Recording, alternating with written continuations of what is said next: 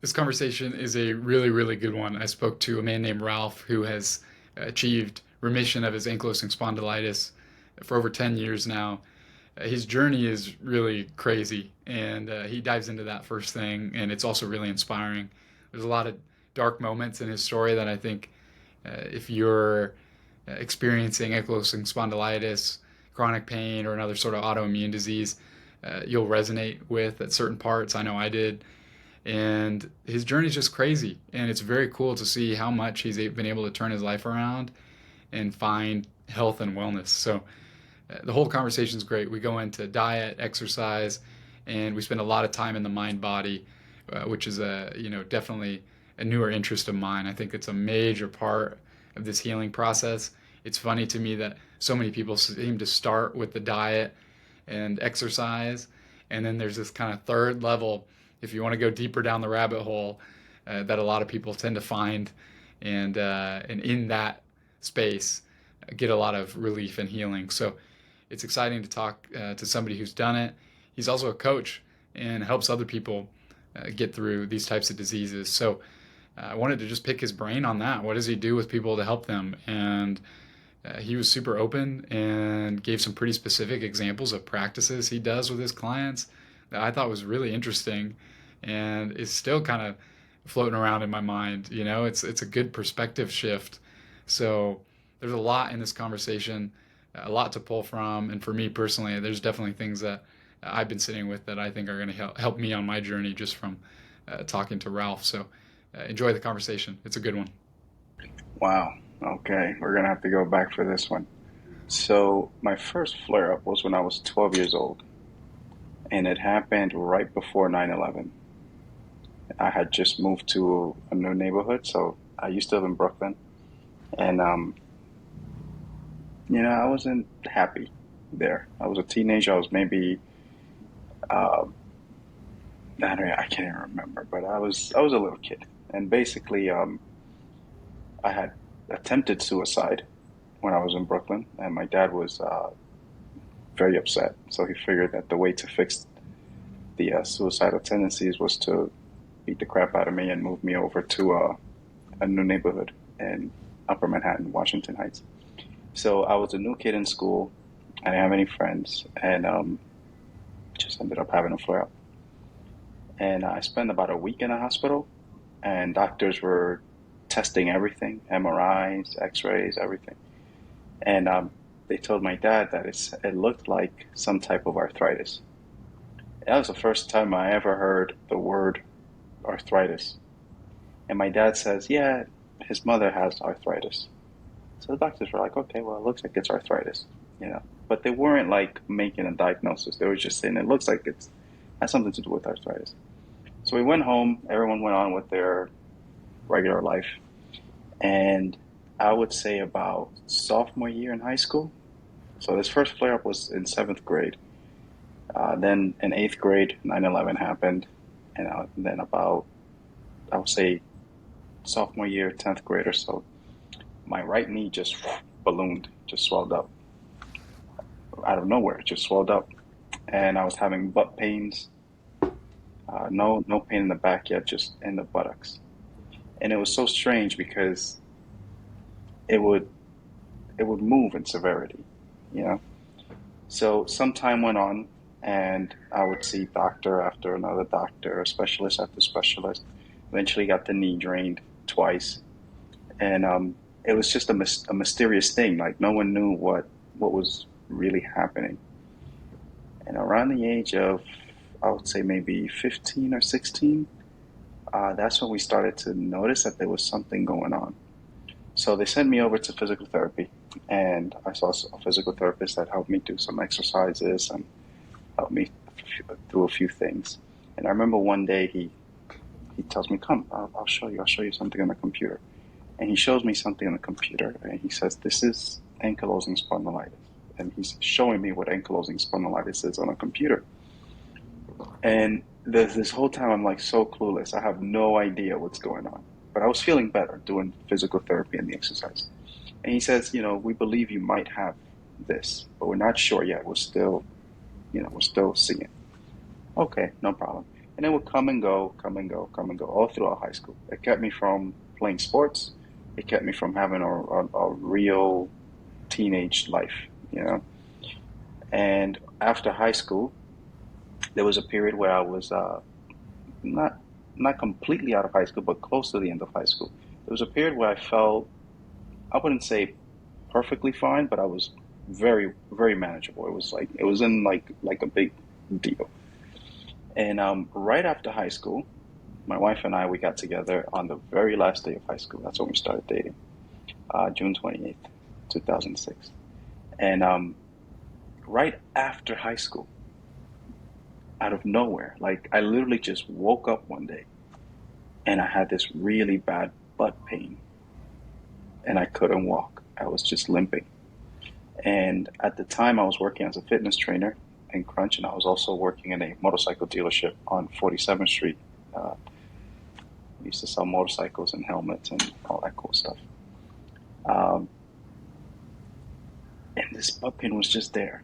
And my manager in Crunch Fitness, he says to me, "It sounds like you pulled a hamstring or something, you know, doing deadlifts." And we did some stretch routines and this, a whole bunch of stuff. And the pain just got worse, and it got worse and worse, and it just would not go anywhere. And that's when I started to notice, okay, something's not right here. And my wife insisted to get to the hospital. Let's get you help because this pain is not going away. And I was taking painkiller after painkiller. I took painkillers all throughout high school, regardless. But you know, I just started taking more and more painkillers. So I couldn't work at the gym anymore. I had to let that go. And shortly after I quit my job at the gym, I had two jobs. We had a fire at the motorcycle dealership, and it burned down to the ground. And about a few weeks later, all of a sudden, stock market comes tumbling down, and we had the whole housing crisis, and it was a mess. Everyone was losing their jobs. You know, I lost both my jobs, and I was just pretty much just screwed. You know, like completely screwed. No income, nothing. You know, it was just a complete mess. And during that time, I accumulated a significant amount of debt, a lot of debt, maxed out credit cards, everything. Ended up filing for bankruptcy later on in 2010, almost 2011. But during this time, I ended up having my car repossessed. My motorcycle was also impounded. I was evicted from my apartment, and the pain was just getting worse and worse and worse and worse. Every morning, I would wake up and literally reach over to my night table because I couldn't roll over in the morning. It was too painful. Couldn't roll over, couldn't sit up, couldn't lay down flat, couldn't, just every position was just uncomfortable. So I'll reach over to my night table. I would grab, uh, at the time, if I remember correctly, I was taking two Advils and two Motrins in the morning before breakfast, empty stomach. I would take four pills, lay there for maybe half an hour, waiting for it to do something. And then I would very carefully get out of bed, very gingerly go to the bathroom, and very gingerly get in the bathtub and put it to the hottest setting I could possibly put it to. Just burn me, you know. And I would just stand there in the shower and just feel this water, you know, and that would make me feel a little better. You know, so the hot water in the morning and the painkillers made me feel a little better.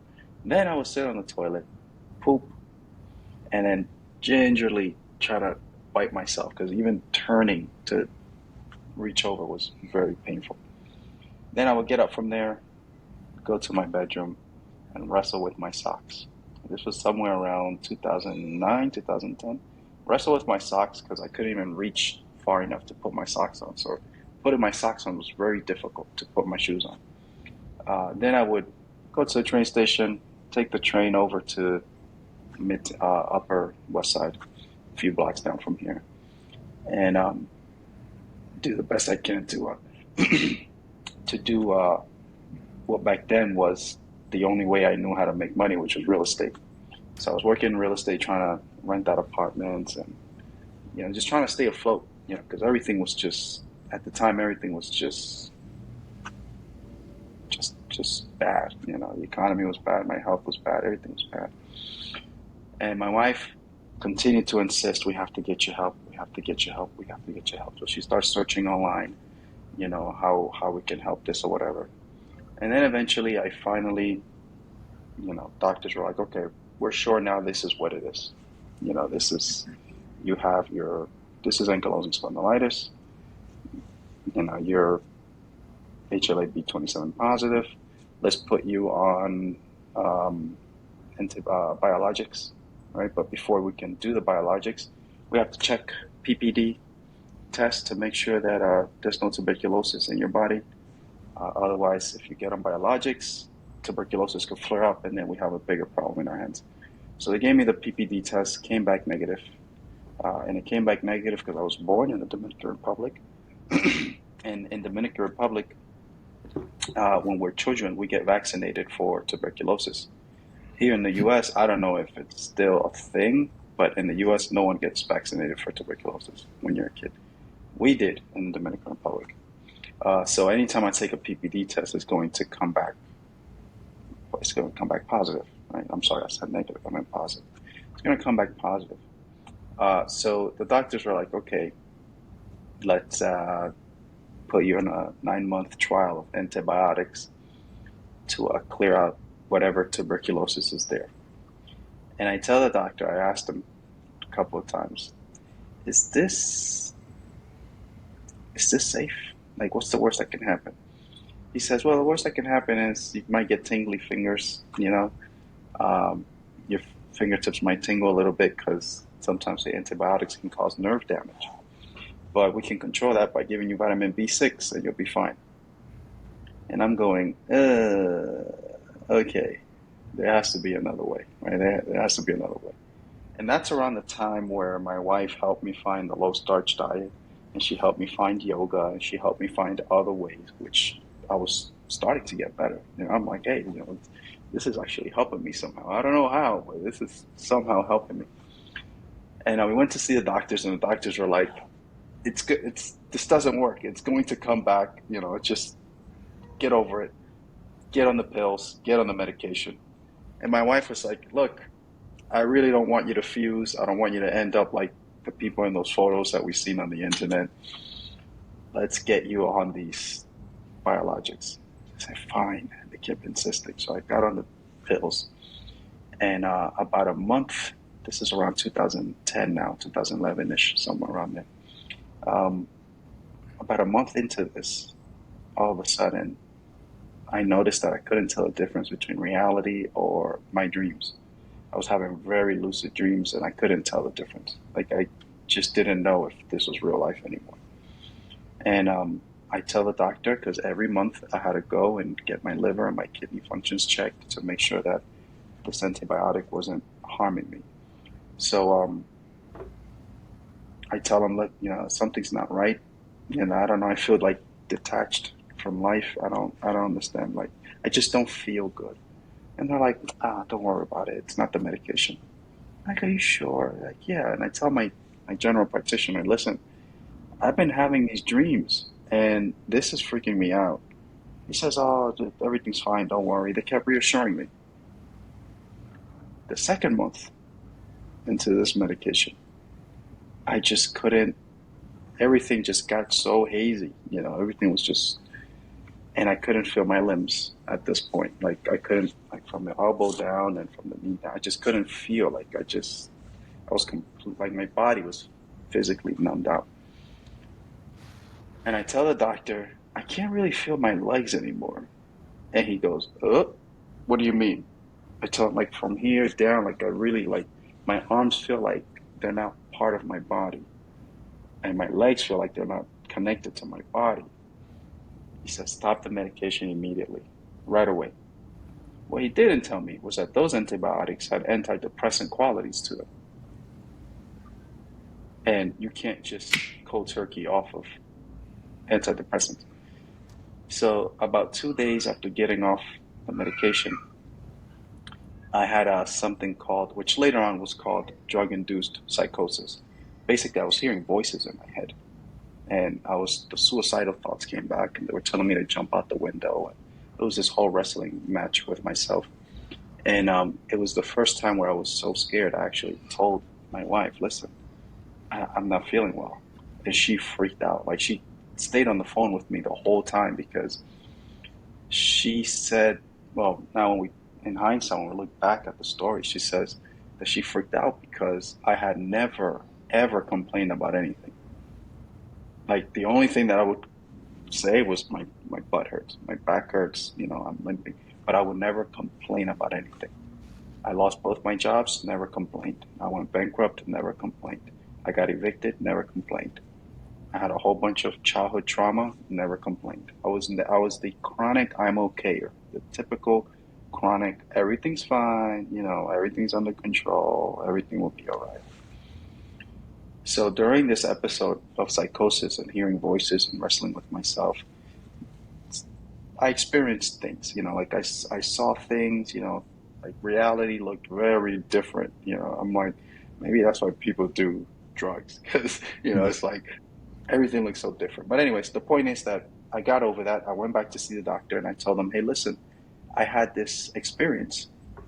And he says, oh, he pulls me over to the computer. He shows me one of the side effects is suicide. Like, there's people that have killed themselves on the medication. And I said, why you didn't tell me? Like, I asked you so many times. He says, I'm sorry. I said, that's all you have to say. He says, I'm sorry. If you want, I can give you a referral to a mental health professional. I said, yeah, sure, give me that. I took it. I went down the block. This was in Bellevue Hospital. I went down the building, sat down with a mental health professional. He starts asking me these questions, and everything I'm telling him, he's just writing it in his little notes. And he'll ask me another question. I'll tell him he's writing in his little notes. And something told me, these people are going to give you more pills. So I said, you know what, doc? Thank you for your time. I got up and I left. And that was when I decided to get on YouTube. I was so angry. So angry. And I said, I'm going to get on YouTube and I'm going to tell everybody that they can get better with this diet, with yoga, and stress management. Because I was starting to feel better before, they kept pushing the pills. So I got on YouTube. I started telling everyone, this like around 2013-ish. I just started telling everyone, And then all of a sudden, people started saying to me, hey, listen, the things that you're saying resonate with me. Can we get on Skype? So yeah, sure. So we get on Skype. And one person after another, I don't know if I still have the notes. Maybe I do in my phone. I'll have to look. But one person after another, every single time we had this conversation, hey, how you doing? Hey, nice to meet you. So-and-so from Australia, so-and-so from the UK, so-and-so from Nepal, so-and-so from... Every single time it started the same way.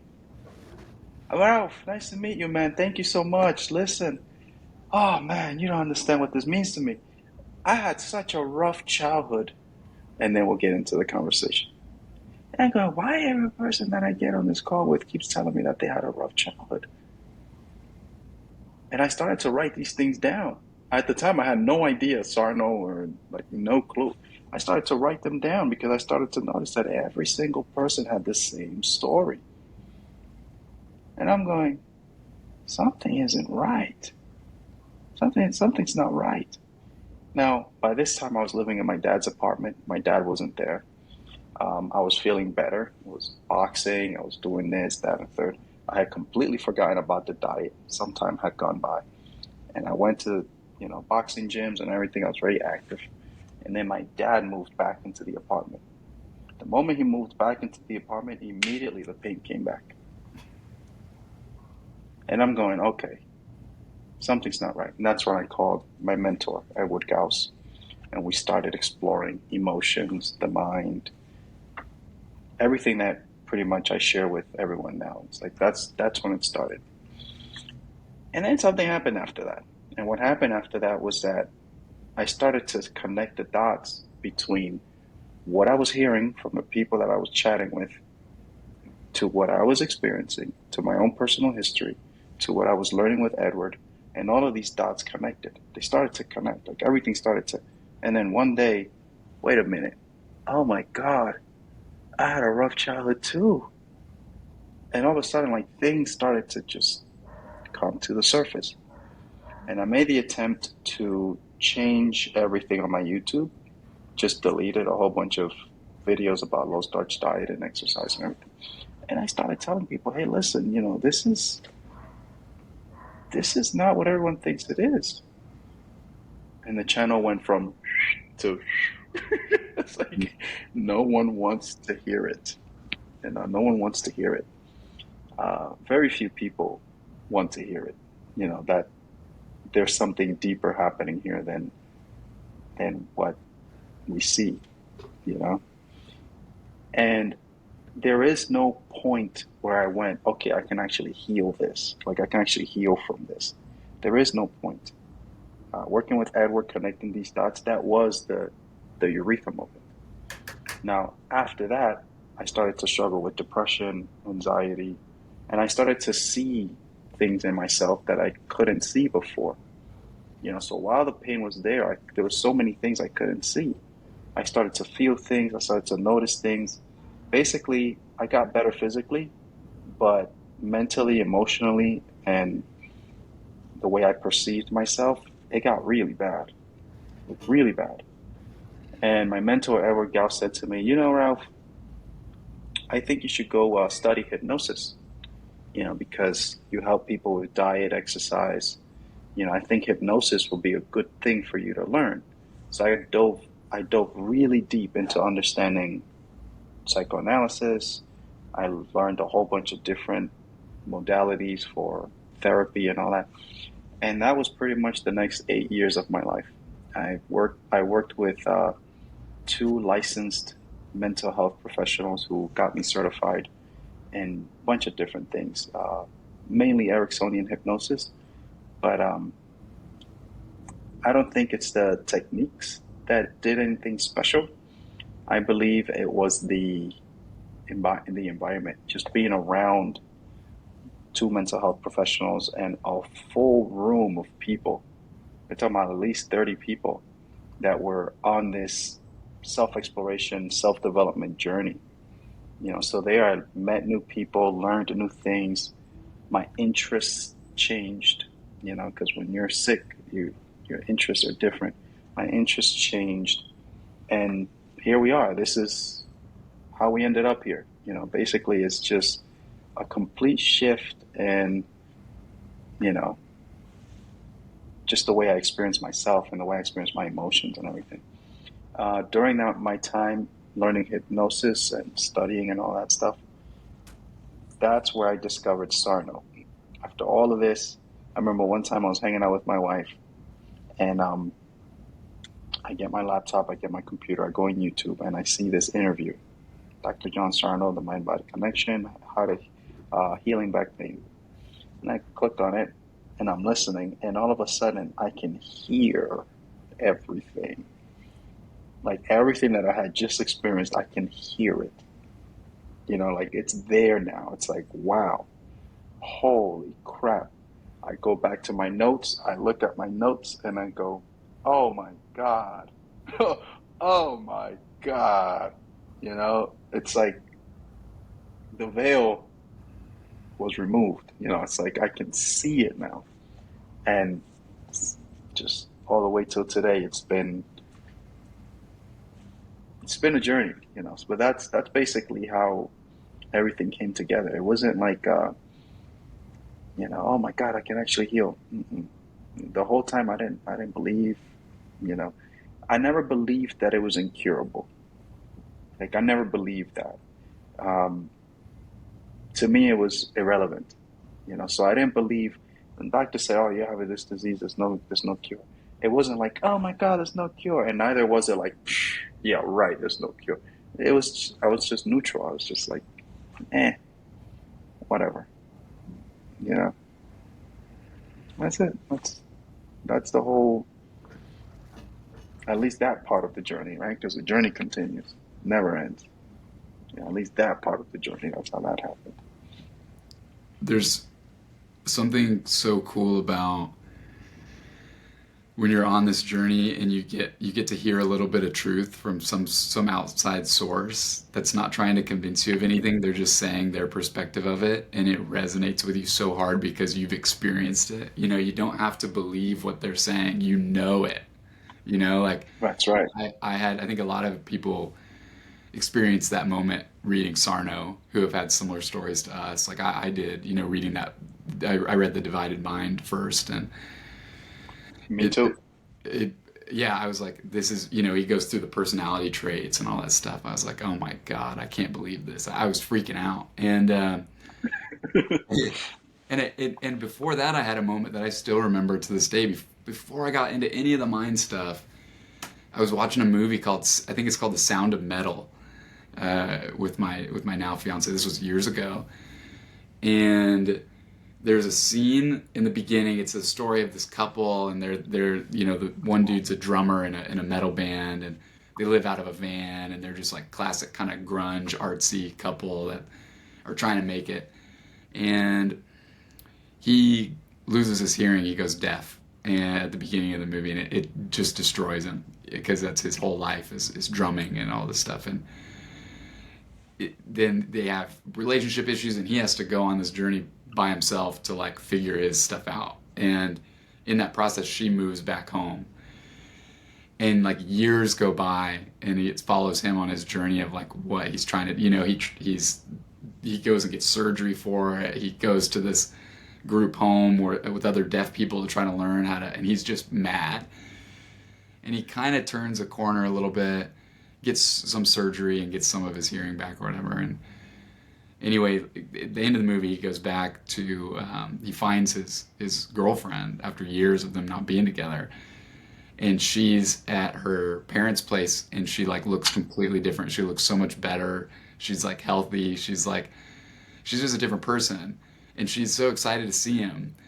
And at the beginning of the movie, she's like itchy. She has like psoriasis and all this stuff. And now she's like totally fine. And then at night, he wakes up in the middle of the night and she's itching.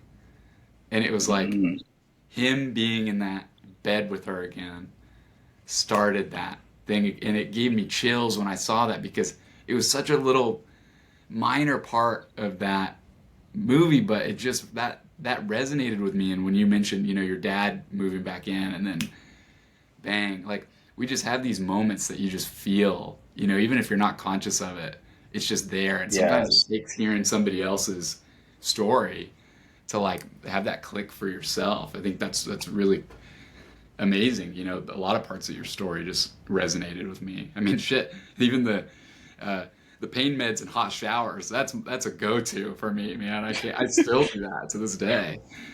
Um, Man, so just thank you for sharing. When when you made that transition from the diet and low starch, I think that's another tricky thing with this because when you start finding something that works, maybe it's part of the obsessive stuff, which I'd love to get into you more about too, the personality traits type of stuff. But it's so convenient. You want it to just be as simple as like, oh, this one diet, like no starch, like that's it.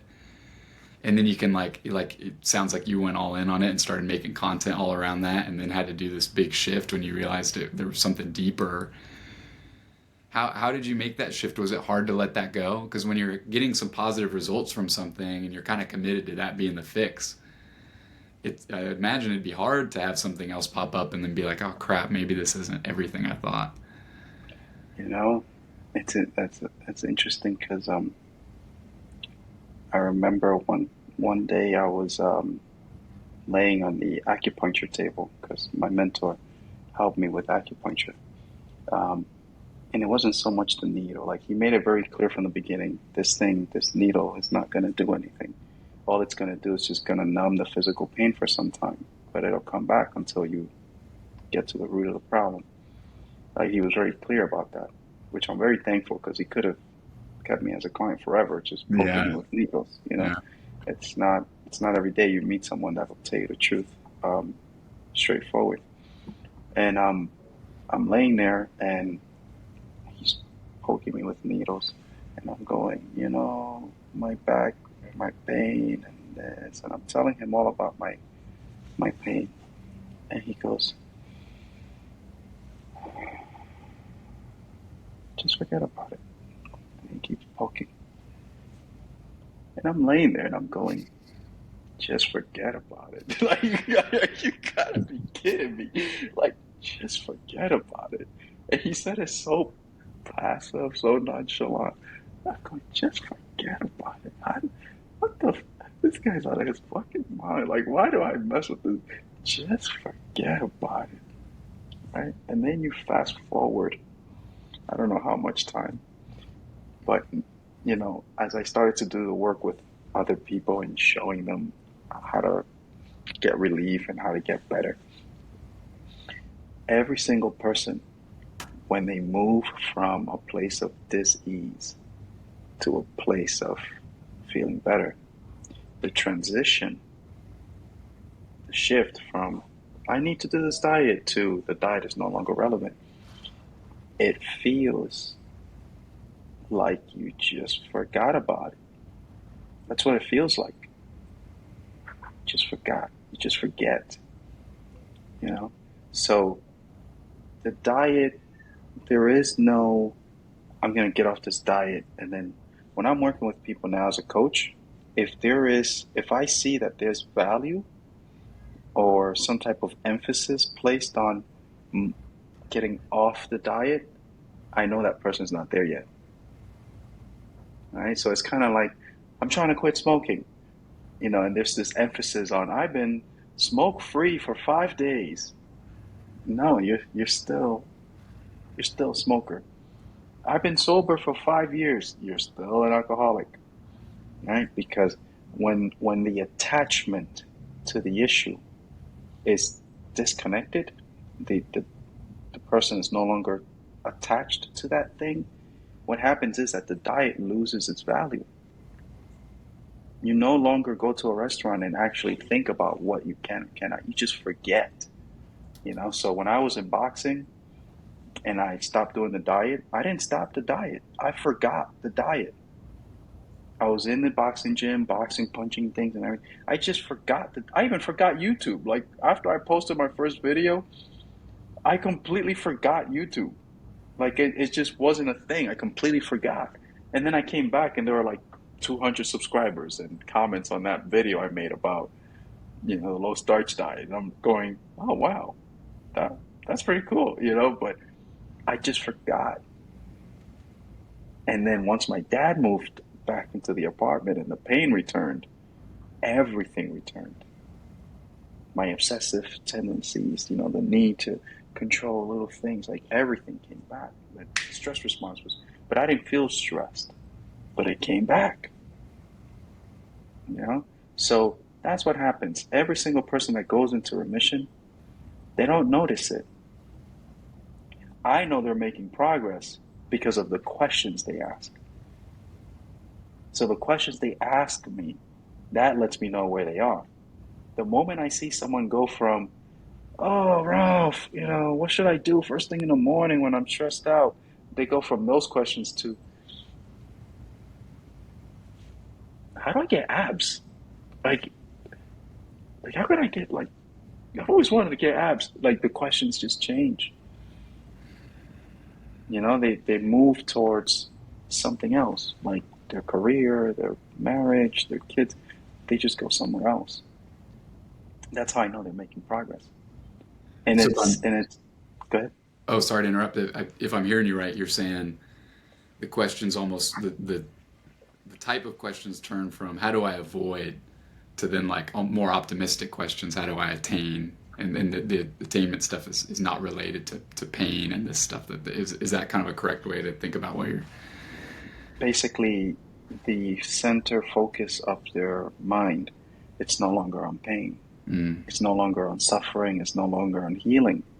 And it's not just the questions that change, it's their behavior that changes. Their tone of voice changes. The look in their eyes changes. They have a different look in their eyes. There's a glow that changes in their face. Like, everything changes. Their entire personality changes. Recently, when I started the Beyond Pain Life community, there was a gentleman that joined in with us, and he started doing better after just a few days of being there. And then he relapsed. And he says, Ralph, what's happening? And we had a conversation, we explored. And the best way that he put it into words was that when his pain improves, his personality is more arrogant. He feels more cocky. But when his pain gets worse, his personality feels more nice. He's more friendly and also more passive. So I'm going, that's a good observation, right? So it's not just the thoughts, it's just the whole personality changes. Identity. Yeah. Yeah. But It, they don't notice it. mhm. It's not like they notice it. Yeah, this gentleman noticed the change in his behavior, but it's you don't notice it. Like for me, when I was sick, I was hella anxious. Like always been an anxious person. But when we moved into this apartment, we used to have candles. We'd light up candles and make the house smell good and everything. Never in my life did I ever forget to turn off candles. When we moved into this apartment, I'll wake up and the candles were still on. Mm. I'll leave the house and I'll forget to check the stove. But none of this mattered. It doesn't matter when you're not anxious. Leaving the candles on doesn't matter. Not checking the stove doesn't matter. Standing on the street corner when you're waiting for the light to change to cross the street doesn't matter. It's only when I'm anxious that all of a sudden, did I turn off those candles? Should I check the stove. It's like your thoughts change, your behavior, everything changes. You know, Man, the stove. I mean, all of your stuff. I mean, just resonates so strongly. I've had moments. I was in college in a town probably like 45 minutes away, and the night before I was staying at my mom's place and she wasn't home. And I was then, it's the following night, I'm going to spend the night with my friends in this town 45 minutes away. And the thought crept in of the stove. Literally like 24 hours since I had been back at my mom's place. And I drove 45 minutes home that night to check that to stove. go check the stove. And, That's right. and I've had moments, I mean, even the last few months where I go to my car and um, get in, start the car. Oh, I didn't check why is the stove such a weird? I don't think about consciously the stove that much, but I'll go in, and I've even had times where I'll check the stove. I'm so anxious that as I'm checking the stove, I think I'm worrying about something else. I go back to my car and I'm like, crap, I wasn't paying attention. Did I actually turn the stove? And I'll go back in. Yes. And now it's like, I mean, you mentioned like kind of veil being lifted stuff. For me, I feel like I'm having multiple little moments of that, of like, that is crazy.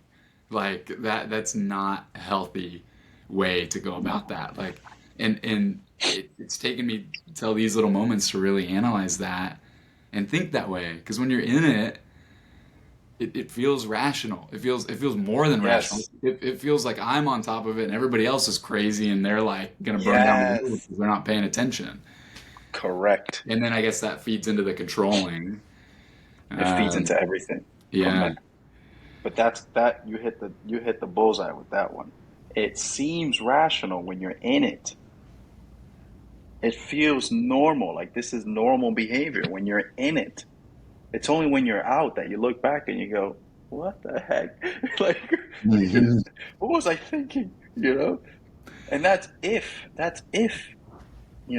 if you even noticed that the shift happened. Mhm. Recently when my son was born, my wife had a little bit of postpartum. So she had a lot of those irrational, anxious, you know, thoughts and comments, and the whole time I'm just looking at her like, wow, amazing. She became a completely different person while she had postpartum. Completely different person. And there was absolutely nothing I can say to her that would help her see what was happening, you know? And then eventually, thankfully she got through that and she became a completely different person again. But in a good way, like she became who she used to be, but the mom version of herself, which is nice to see. But yeah, There's we go through these changes. there's another thing that really popped out to me when I was watching some of your content. You make the connection from HLAB 27 to obsessive compulsive disorder, which I had never Hmm. seen before. And you had a list of, some OCD uh, kind of, symptoms, if you will, like symmetry and ordering OCD, I think is what most people think about probably when they're OCD. Okay, I Correct. gotta shut the door 3 times in a row, perfect, whatever, I gotta line up all my pencils. But then, you had more to the list, which was interesting to me. Harm OCD, fear of accidentally or intentionally harming oneself or others. Intrusive thoughts, OCD, disturbing unwanted thoughts, usually related to violence, sex, religious blasphemy. I thought religious blasphemy was an interesting part there. Health anxiety, OCD, which, man, that seems like everybody I've talked to that struggles with this disease, or even people that I watch online talk about it, they're constantly monitoring Hmm. their bodies, their pain levels. Usually it seems like everybody talks about first thing in the morning they wake up and it's just a complete inventory, which I Correct. still am struggling with today. And then the last one really stuck out to me on the list of OCD types of OCD. Existential OCD, constantly ruminating over existential questions, seeking reassurance about the nature of reality. That one kind of struck me because I hadn't really heard that associated with that. Yeah, that's me, and I think, I mean, I'm making a huge assumption, but I wonder if a lot of people dealing with ankylosing spondylitis and similar Yep. autoimmune issues have the existential part, and Yep. I kind of thought that the existential part might be a symptom of the illness, right? Like when you're just when you're not having a good experience and you're not feeling in tune with life, God, whatever you want to call this reality that we're in. I kind of figured, well, if you're not in tune, you're just naturally going to be really obsessed with why. Do Right. you think the existential OCD is a symptom following the pain and illness, or is it almost a precursor to the pain and illness? They go together. Okay. Right. So think of, you know, you ever been driving and right before you merge onto the highway, you see the sign that has the two Mm. roads. They go together simultaneously. Right. So when I was sick, I was very spiritual, and till this day, I don't, um, I don't disown my spiritual self because I know that's where my mind goes when I'm depressed. When I'm depressed, my mind becomes very philosophical, very spiritual, and everything is about, you know, what is the meaning of life, that type of thing. So I'm not saying it like in a negative way, you know. It does serve its purpose, and it serves a very good purpose, because when you're depressed and nothing matters here, where else is your mind going to go? So I don't see it as a bad thing, uh, but it is something that goes together. So as you make your way out from the state of mind that we call ankylosing spondylitis, um, something changes, right? So for me, the best way that I can put it into words is that life matters when I'm not there. And I don't mean like life matters like we have to solve these problems because they're important. No, no, no, no. The way that I mean it is this way. Every single day, we all have our daily routines and our things that we get to do, right? When I'm depressed, I have to do things. I have things to do. When I'm not depressed, I get to do things. These are things that I want to do. You never think about it, but something as simple as taking out the trash, when you're depressed or when I'm depressed, that feels like a task. It's a drag. It's like, oh God, I'm picking up this bag and yeah. But when I'm not depressed, I actually want to take out the trash. I become interested in things like hygiene, self care. I even become interested in learning new recipes. Oh, we should cook. Let's make something. I saw this recipe on Instagram. Look, we should try this. There's genuine interest. When I'm depressed, yeah, just order it. Yeah, we'll get takeout. Yeah, Mm. everything's a drag, but it doesn't feel like a drag. It just feels like a task. Like, oh, I gotta get this done. You know, Yeah. Man, colors change. Everything is different. I've noticed even positive things feel like a task. Even things Yes, that you would that are opportunities that are fun just immediately turn into let me just a figure out how to task. get through this. Um, That's right. Yes, yes. That's it. That's it. But when you're in it, this is normal. Everything's normal. Life is a drag. Everything's a drag. Everything is, and even like we think about things like, let's say, cognitive behavioral therapy, where the idea is to reframe certain thoughts, feelings, perceptions, behaviors in order to make that shift. You know, if you're in therapy and you don't realize where you are, even therapy is a task. mhm. Even the healing journey itself is a task. It's a drag. Everything's a drag. The whole thing is a drag. I think one of the things that's interesting to me, you had mentioned that with the monitoring of symptoms and all that, just going back to that real quick, and you mentioned also this personality change and people you've noticed that are on the healing journey and actually getting some results. It seemed like you had a good kind of pivotal moment in your health when you started taking up boxing. And in a former video of yours I was watching, you had mentioned that it was also a really helpful thing because you had something to do in the morning to place your attention to instead of Yes.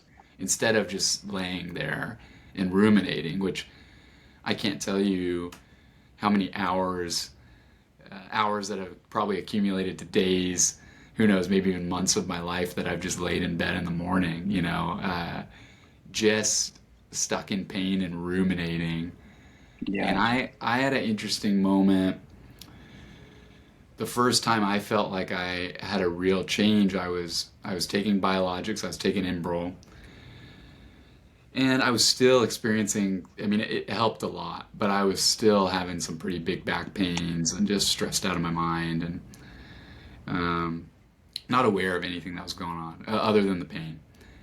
And I was going to pick up my next round of injections, and at the time I had moved to downtown Kansas City. So the hospital I picked up it wasn't a nice CVS. It was like the downtown hospital pharmacy. Different vibe, like Oh complete. yeah. And and there's all sorts of people there. The place is run down. It's busy. It's loud. It's a little bit dirty. It's just and I felt I was in this line, and I just felt like I was just like a rat, like on getting my next dose, and I was just on this cycle, and it made me so upset and angry, and I still went up to the counter and then did my thing, and then they were having trouble finding it, and so I was waiting, and this feeling just kept building and building and building.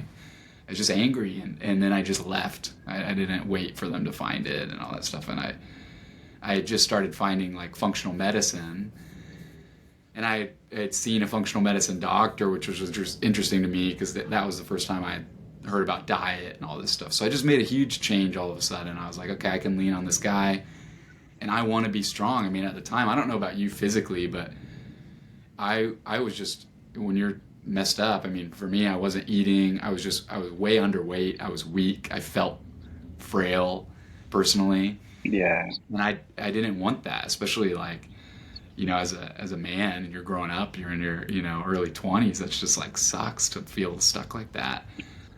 Uh, Absolutely.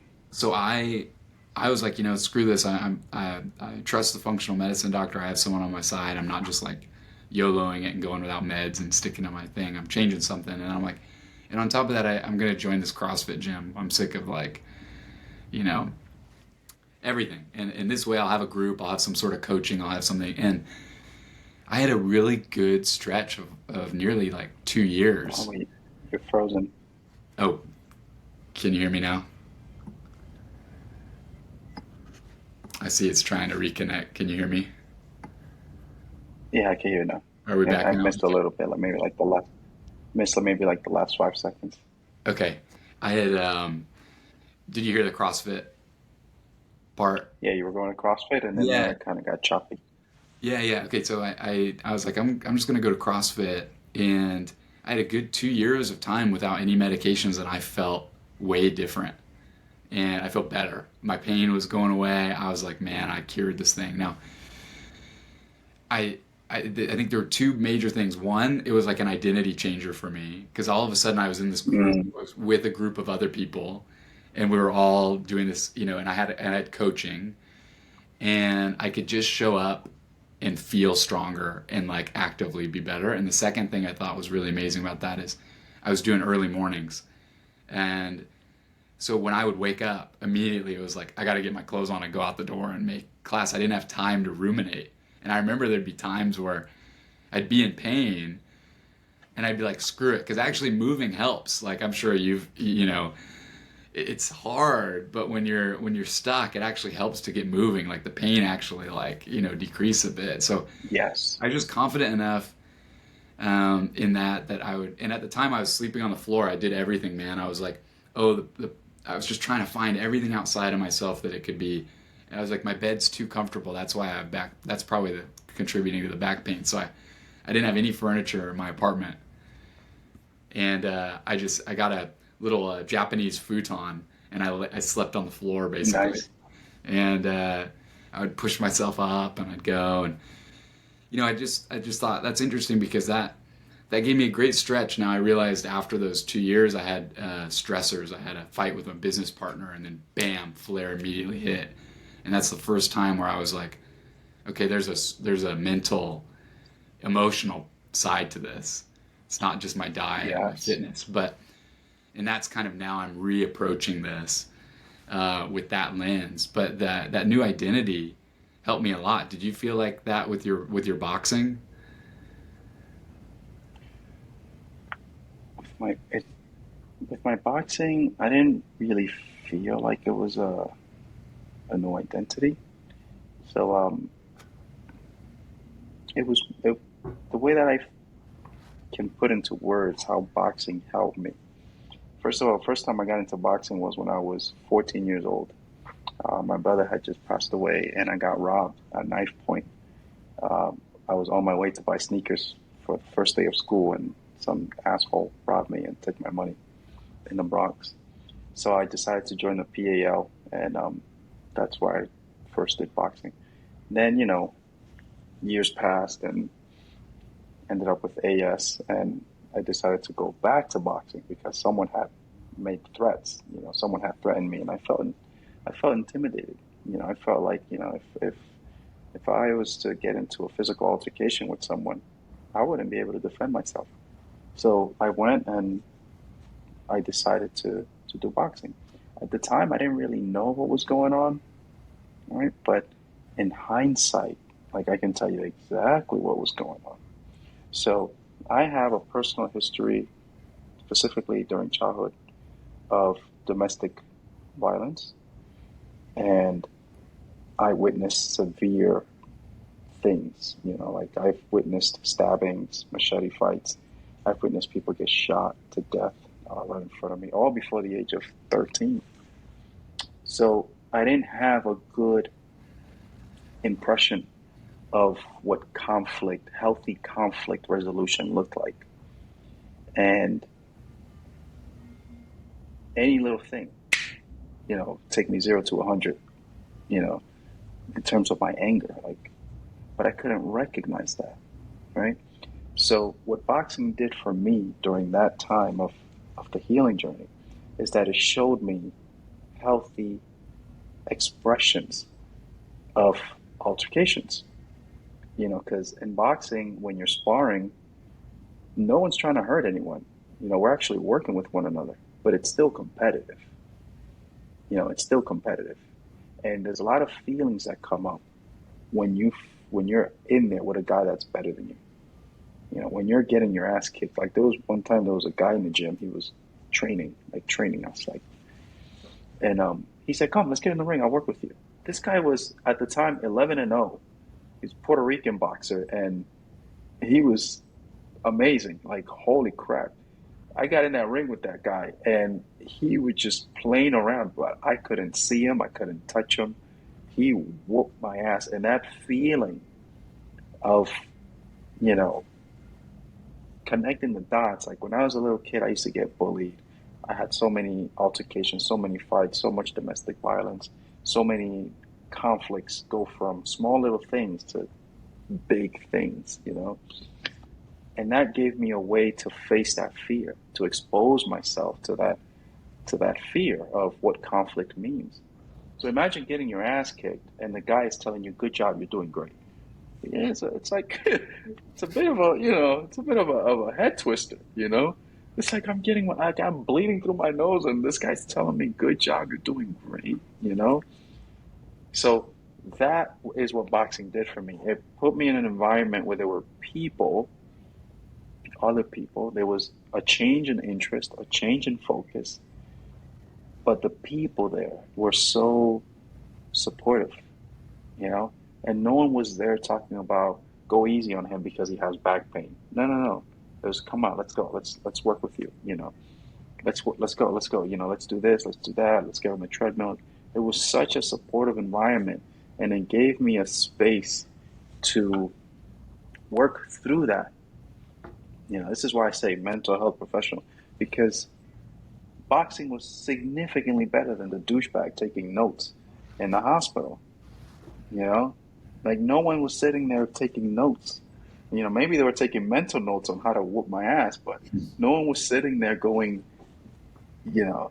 So that's what it did for me. It was a safe space where a lot of vulnerability, a lot of fear, a lot of anxiety came up, and the person that was there working with me, the people that were there was so it was so genuine. It was such a beautiful experience.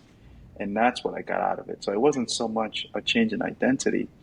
It was the ability to face my fear of conflict and my fear of, obviously you're not going to learn social conflict resolution skills there. That's what I learned in the hypnosis classes that I was taking, and practicing techniques for 8 years with the two mental health professionals. That's where I learned that, how to be more assertive and all that.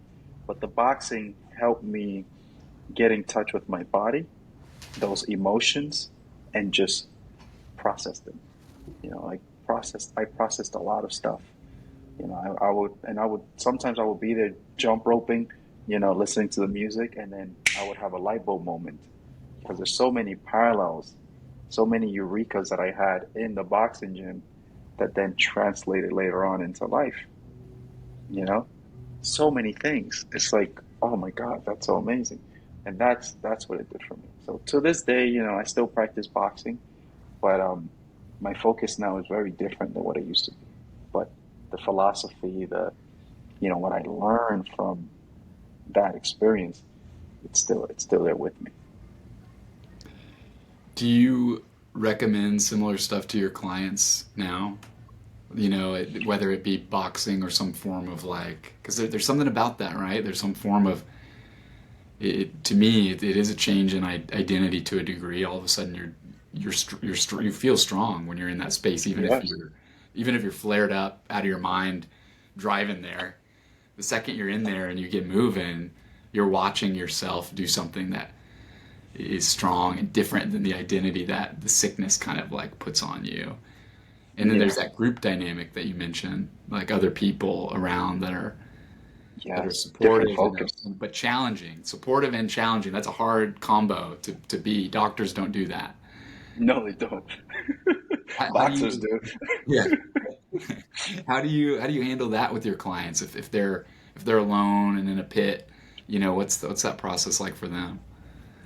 That's a good question. And basically, I'll share with you some of the back end stuff. So this part of the podcast will probably be more beneficial for people who help other people with AS. Not so much for people with, or maybe it will be. Who knows? I have no idea. But in the coaching world, first of all, there are many different types of coaches out there, and there's a lot of shitty salesmen out there that call themselves coaches, and they're not actually coaches. You know, for me, the coaching profession is something very sacred. Because it changed my life. It changed my life and improved my life, and I'm a huge believer in it. But actual coaching, not let me show you this course, or let me show you this marketing strategy, or let me show you how to make $1 million in 5 days. It's all bullshit. The actual coaching practice is focused on helping people make behavioral changes. And behavioral, helping someone like influence change in another person is perhaps one of the most difficult things to do on the planet. It's hard. This is why when you find true professional coaches, they're very expensive. And a part of how they structure things and how we do things, etc., is to influence that change. Right? So someone can go to a doctor, and a doctor can say, "Listen, you're coming down with diabetes, heart disease, etc. Change your diet." This person will most likely go for heart surgery, will most likely get on insulin, as opposed to actually changing the behavior that is causing the disease. That's how difficult behavioral change is, especially in the chronic pain community where most people are very OCD-ish. 64% of people with AS have a history of childhood trauma. So they tend to be very overprotective, not just physically, but also mentally.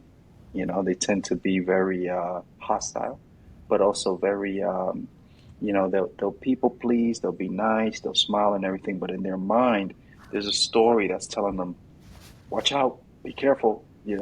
There's a constant be careful, watch out going on in their head. So what I do, instead of recommending them to go do boxing and go do jiu-jitsu or do some type of martial arts because it'll be beneficial, instead of that, what I look for is something that we coaches call buy-in.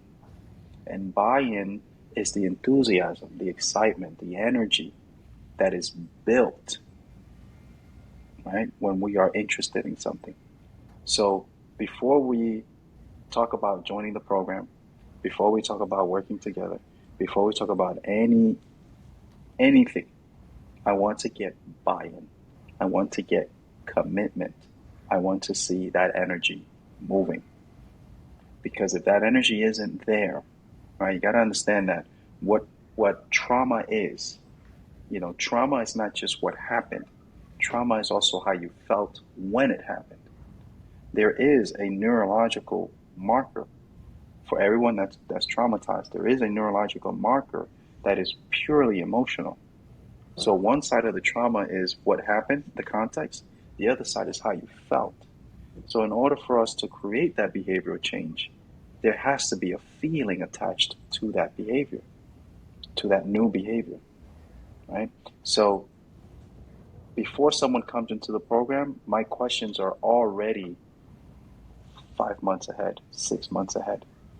I'm not asking them questions about, so when you wake up in the morning, is your back pain still there? I'm not focused on that. I'm focused on, once your back pain goes away, what do you plan to do first thing in the morning? So I'm taking them ahead, and we're getting buy-in, we're getting that emotional commitment, because we need to feel the value of waking up in the morning and going for a jog, as opposed to waking up in the morning and checking on your pain or checking on your diet, right? So I don't directly recommend anything, because the obsessive personality traits are going to, they're going to make a connection in their mind. And the mind is going to say, if I do boxing, my back pain is going to go away. If I do jiu-jitsu, my back pain is going to go away. And the association is still on back pain. It's still on healing. It's still on what's wrong with them. Instead, I want buy-in on what's right with them. I want buy-in on what's possible. I want commitment on what they can create in their life in the future, right?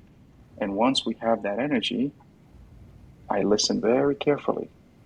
Listen very carefully. There was one time I was working with a gentleman. This happened twice, actually, two different occasions. The gentleman goes, Ralph, you know, I've always wanted to write a cookbook. I go, really? He says, yeah. You know, I've always loved cooking. And at that moment, I knew he was done. No, but ankylosing spondylitis, he was done. From that moment on, every single conversation we've had, up until this day, because we became very good friends. This was about 9 years ago. He's been in remission for 9 years. Every single conversation since then has been about cooking. You know, he even got an oven in the backyard, right? So I champion him. It's what we call in the coaching world, like champion, encourage, speak life into his vision. Help him bring that vision to life. And till this day, this cooking is such a big part of it. He loves cooking. He sends me pictures of, look what I made, homemade bread. And he sends me pictures of his baby. His baby's 7 years old now. He got married, has a baby. Like, look, me and Lennox, we did this, we did that. Until this day, our relationship is about family, community, and cooking. Okay? He was done. So I can't tell him, hey, maybe you should get into cooking. I can't tell him that, because then his mind is going to make the obsessive association that cooking is going to help with his back pain. Instead, what I can do is build up that energy, build up that momentum, build up all of this positive stuff. And the moment he slips and I hear what his genuine interests are, that's when it's my job to get him in, reinforce. The other time was a gentleman who also loves cooking. He starts sending me recipes about pasta. Like homemade pasta. I'm like, oh my God, that looks amazing. And him too. He's been in remission for, I'll say maybe six years or so. So that's how we do it in the coaching world. We want to shift that behavior, but that behavior is not going to shift until the new behavior has that value, and the value comes from our emotions. Now you can see the challenge in building that in people that are depressed. And you can see the challenge in that. So we tell them, hey, do this breathing exercise. That'll help you with your back pain. That's a task. Do this stretching. That's a task. Do this healing method. It's a task. All of it is a task. We have to listen carefully to what the person is saying. What are they saying? And you'll hear it. Oh, wow. Okay.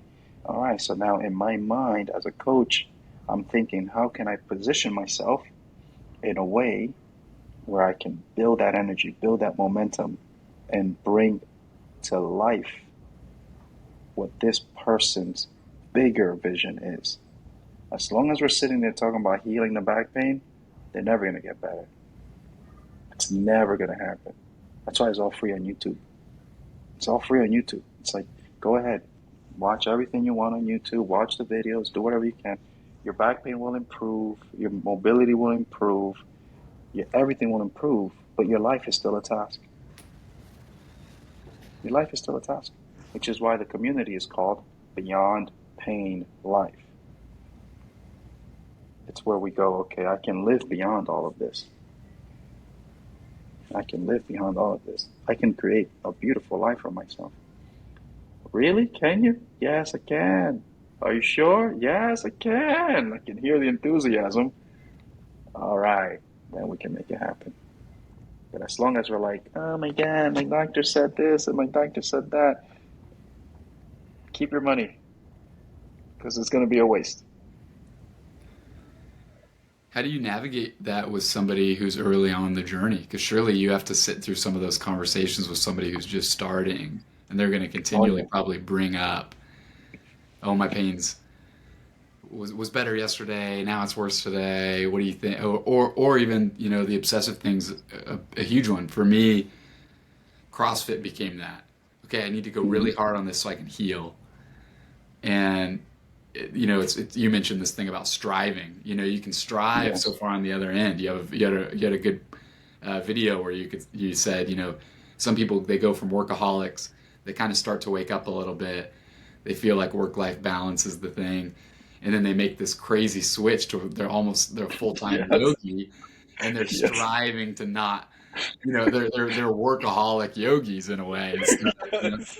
and I thought that was really interesting. But man, that line between those things is so subtle. It's so thin. How do you navigate that with somebody not turning their passions into another striving thing and connecting it with their healing and making it a task? How do you do that with people?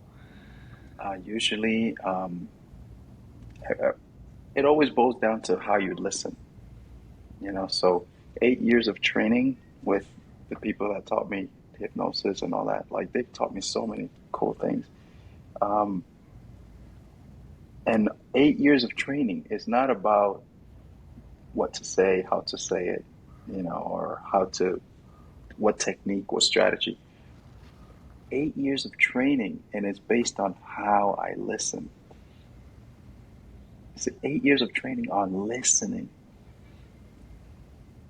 Like I hear things that, like, it's like, and my brain is like, obviously I can turn it on and turn it off when I'm in a session. My mind goes somewhere, but it's just listening. Like you gotta be able to listen. Every single person has a way of slipping when they are talking about this is the journey they're on and they're striving, right? You tell me what your biggest dreams and your biggest passions are, and I can hear what's driving that, you know? So some people want to create a beautiful life for themselves to help their family, to help their mom, to help their dad, right? To be the family savior, to feel superior in some type of way. So the need isn't financial improvement or financial growth. The need is superiority, right? So if we can help them navigate that and redefine what success means, and most importantly, get that need of superiority met in a healthy way, the moment that neurotic behavior starts to dissolve, it starts to find a different meaning. The moment that happens, their true drive comes to the surface, their true aspirations, their true dreams. And they may go, wait a minute, I actually don't care about financial success. What I actually care about is making pasta in the backyard, and it changes, right? So not everyone that is on the journey is actually on the journey. Some people are on the journey just because they want to prove their doctors wrong. So the need is not to experience a better life for themselves. The need is to be right. I need to be right. I need to prove my doctor wrong. I need to show him that I can get better. Yeah, interesting. Hmm. What makes it so important to you? And then we dive deeper, we dive deeper, dive deeper. So that's how I help those people navigate. The thing is that in the in the marketplace, I don't position myself in a way where I'm speaking to people that are in that part of the journey. So if we think of everyone that's out there right now, speaking from a coach's perspective, there are people that are in the learning phase. They just heard about the mind body connection. It's new to them. When you speak to those people, your messaging is about proving, it's about evidence, you know. And this is not just in the healing journey. You see this also in religion, you know. I can always tell you which Christians actually don't believe in Jesus because everything they focus on is about evidence. Right? Everything's about evidence. Look at this video. They found a piece of Noah's Ark. Or look at this. They found the Ark of the Covenant. Why? Everything you're showing me is evidence. This tells me that there's something in you that still doesn't believe. Whereas people who do believe, it's not about what they found that proves them right. It's about something else, right? So on the healing journey, people that are still trying to believe, those are the people that typically gravitate towards, oh, a new study just showed that there's a link between HLA-B27 and OCD. Oh, a new thing just showed this, that there's, those are the people that gravitate towards that because they're trying to convince themselves, right? Whereas people who already understand how it works, their questions are more about how. How do I get from point A to point B? They're more like in the middle. You know what I'm saying? And then the people that are more advanced, they're somewhere else. Then their questions are somewhere else.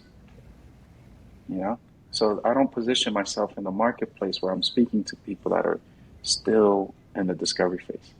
You know, which is why you'll hear me say things. You'll hear me say often, you know, this is for people that are committed to healing, people that are committed to making it work. So I want to speak to people in the middle.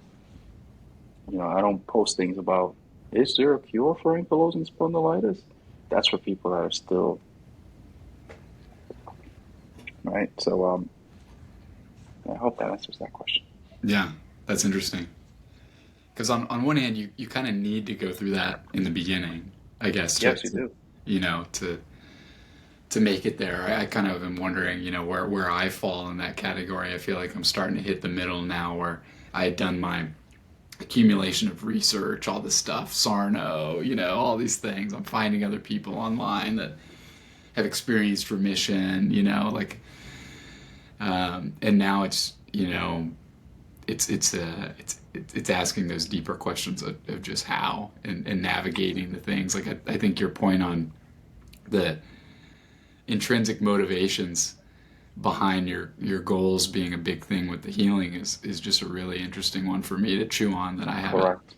I haven't sat with for a minute. I think your explanations and analogies were spot on of, you know, someone might say I want to heal and that might be to actually to prove their doctor wrong, but there's one step beyond that. It's not to prove their doctor wrong, it's they have this need to be right. I Correct. mean, they're not stuck there. You know, I think if you just left it and it's like, oh, their motivation's wrong, they just want to prove their doctor wrong, they're going to be stuck. If you dive deeper and it's like they need to be right, and then that even they need to be right isn't a thing to get stuck on. That's a human thing I think so many people fall Yes. into.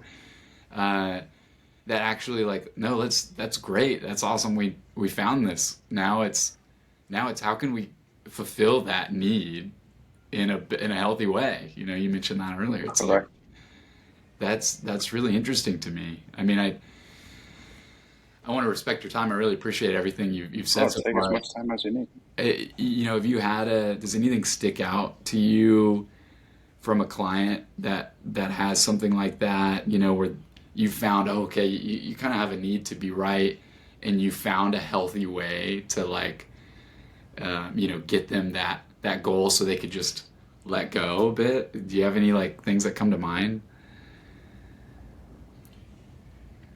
Uh, can you clarify the question a little bit more so I can Yeah, like understand it? I wonder if an example, you know, in your mind comes up of like doing that with a client. You know, obviously I want you to keep it vague, but you know, is there a situation where you've helped somebody realize that, and how did you help them fulfill a need like that to be right, to be the savior of their family, whatever their kind of intrinsic need was?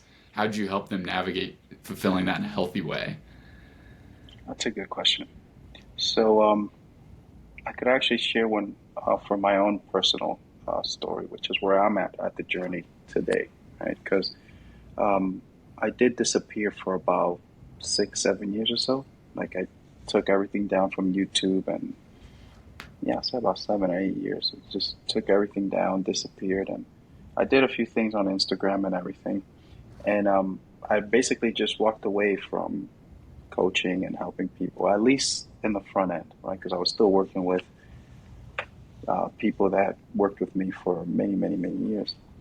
And the main force behind that was influencing that behavior is that there was something in me that learned to just let things be. Just let things be. Stop trying to change mom, stop trying to change dad, stop trying to change the world. And I learned to respect the sacredness of life as it is. And I just had no desire to speak about these things, or occasionally people will call, hey, you want to do a podcast? Yeah, sure. Tova, hey, you want to do anything? Yeah, sure. But I was more like in a passive place. I wanted to respect people and their reality. And I remember speaking to Stephen, the gentleman that trained me in hypnosis and a bunch of other things. I remember sharing this with him.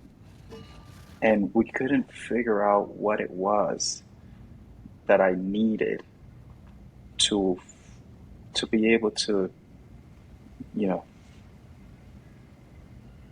then, and the book is right over there, a gentleman, a good friend of mine, who also healed from ankylosing spondylitis. We had this conversation, and he starts telling me, Ralph, you can't do that. You can't do that, man. He says, you have to get out there and speak, tell people this. He says, look, if you love somebody and you know they're going to fall off a cliff, are you just going to let them fall off the cliff? And I go, well, I'll tell them once, but if they keep going, that's on them. He says, no, you can't do that, Ralph. You can't do that. I said, dude, you have to, if you love something, you leave it alone. You love them for who they are. He says, no, that's not love. I'm like, this guy. And then he says, Ralph, listen, read this book. It's right over there. I can get you the name of the author. I don't remember the name of the author. I can't see it from here. But the name of the book is Jesus, Mean and Wild. And I go, oh, God, here we go again with this Jesus stuff. He says, Ralph, read the book. I go,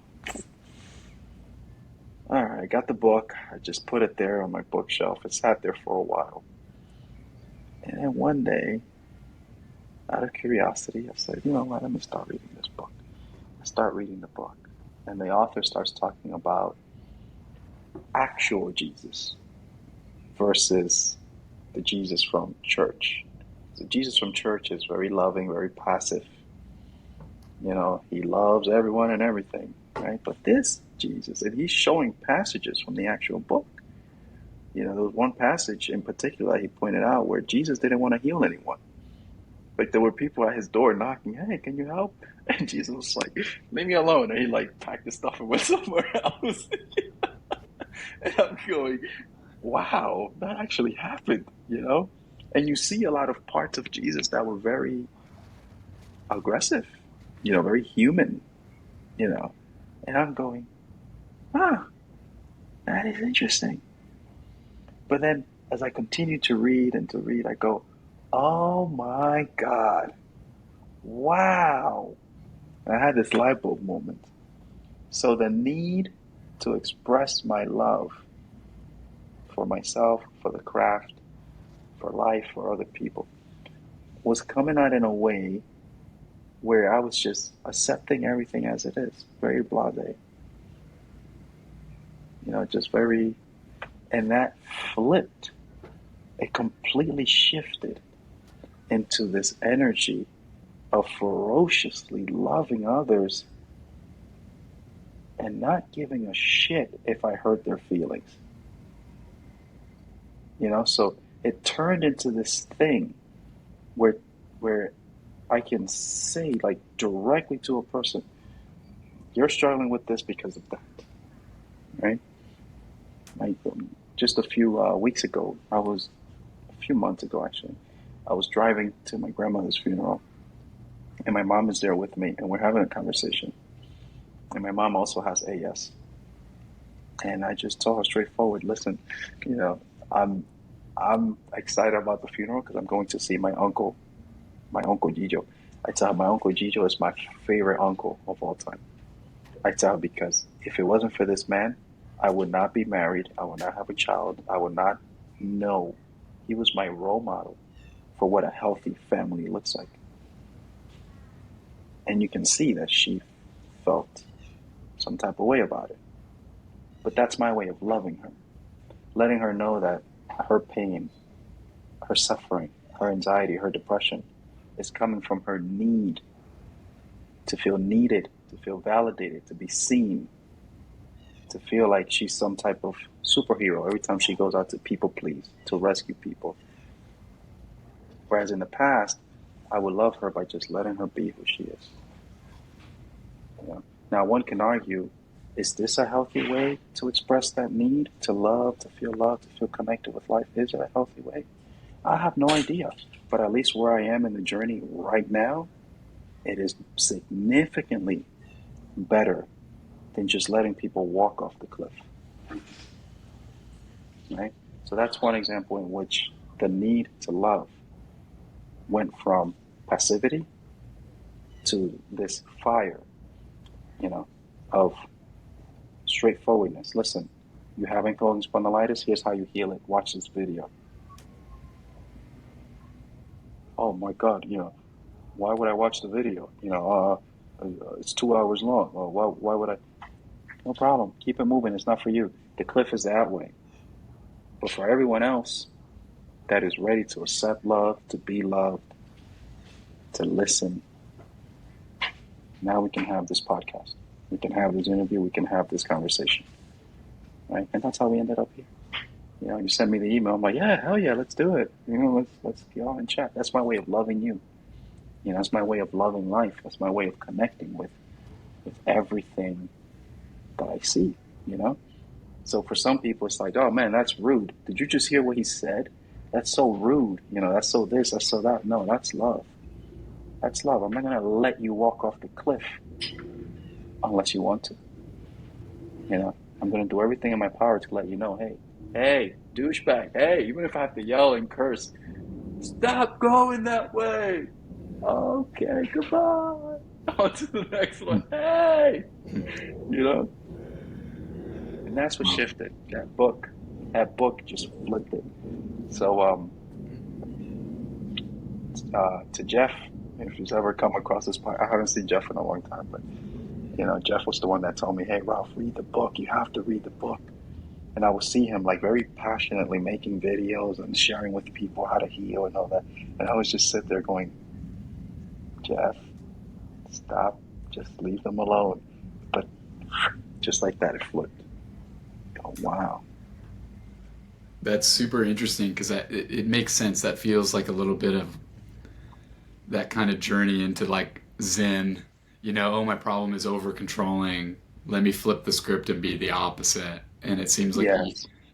that book kind of helped you find a middle ground between those two places. Yes. Completely controlling, letting their issues consume you until it was fixed or whatever, to then being completely detached and not saying Yes. anything, to then speaking your truth, but also Yes. letting it be. I think like that's an interesting dynamic. I've told my fiance several times throughout kind of my journey, situations with my dad has felt like,